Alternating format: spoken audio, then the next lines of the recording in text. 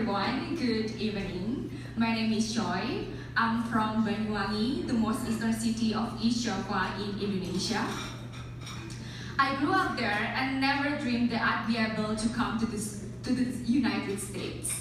When I was a kid in school, I didn't even know where America was on the map. I'm sorry. I never imagined that fate would take that little girl to pursue a master's degree in the US and to see the famous Space Needle of Seattle, and even the Statue of Liberty and the statue of the fearless girl in New York.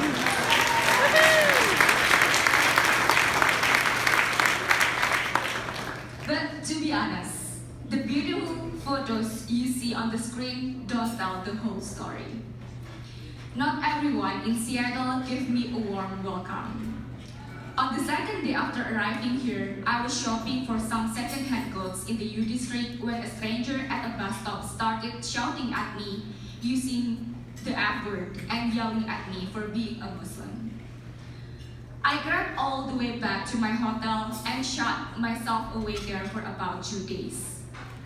At that time, I was scared that there was no place for people like me here, and I started to think that the US was just too unsafe for me.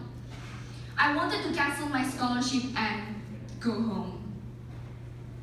Fortunately, I tried to escape that mindset. I wanted to be like the fearless girl in New York City and refused to surrender.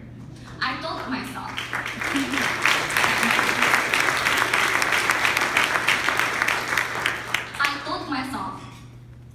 I'm brave, I'm not fragile. Then in the following days, I had an international student orientation with FIUTS, and I saw that there really was a place for me here.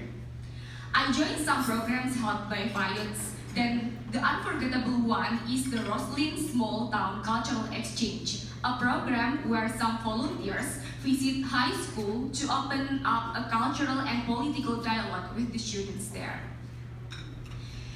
So, the trip to Roslyn was so unforgettable for me because it really changed my perspective toward living here.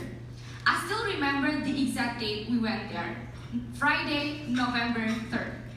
Kathleen said in the orientation the day before that it would probably snow when we went to Roslyn. But honestly, I never believed in the weather forecast because it always changes. But it was my luck. I almost cried when I saw tall pine trees that glisten with a fresh blanket of the exotic crystal white snow. This was the first time I've ever seen snow with my own eyes. We even saw an elk wandering among the pine trees. I love that. After we arrived, we went directly to Mr. Requires Contemporary World Problems in the high school. My first impressions were like, wow, students here don't even wear uniform. And boys can have long hair and color it, really? And wow, they can pierce their faces while attending school. It's so unique because no students back in Indonesia would be free to dye their hair or pierce their body without getting disciplined by their school. And at first, I was so nervous because I was afraid they would have bad impressions of Muslim, especially because I was wearing my hijab. But when we split up to have roundtable discussions, many students were excited to come to my table, and some teachers even asked students from my table to go to others' table to balance it out. Of course, all the other volunteers were amazing, but I felt so honored because so many students here were so amazing and interested in meeting and talking with someone who obviously had such a different background than them. We talked about things like Trump and his attempts to ban some Muslim countries from coming to the US. And they also asked how I felt as a minority living in the States. Their questions were beyond my expectations. They were so in touch with world affairs. I was impressed with their curiosity, the way they met an argument, the way they show respect and sympathy. They thought so much about the world, peace, and the problems facing the contemporary world. I felt a little ashamed because when I was in their age, all I thought was how to get good grades and get into a good college. So after the trip to Roslyn, it made me think that there is still a hope that the younger generation like them can make the world a better place and keep fighting against racism, fascism, and terrorism. It's not just us, volunteers, who inspired them and gave them information about our countries, but they also had a lot to share with us about their own perspectives on the world.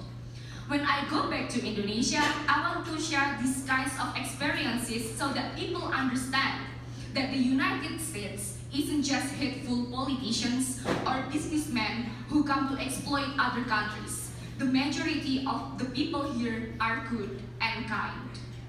There is still love, peace, and hope that we can all come together in unity. So several months after I went to Roslyn, a white man near my campus shouted at me to go home to my country. But that time, I didn't feel hurt. I didn't let his words bother me, and I wasn't sad. I kept walking, smiling, and thinking, yeah, maybe every place in the world has its share of hateful people. But I know that they are outnumbered by the ones with love in their hearts. And there will always be a place here for people like me to feel safe, to feel loved, and to feel respected. The home that I call FIUTS. Thank you, FIUTS.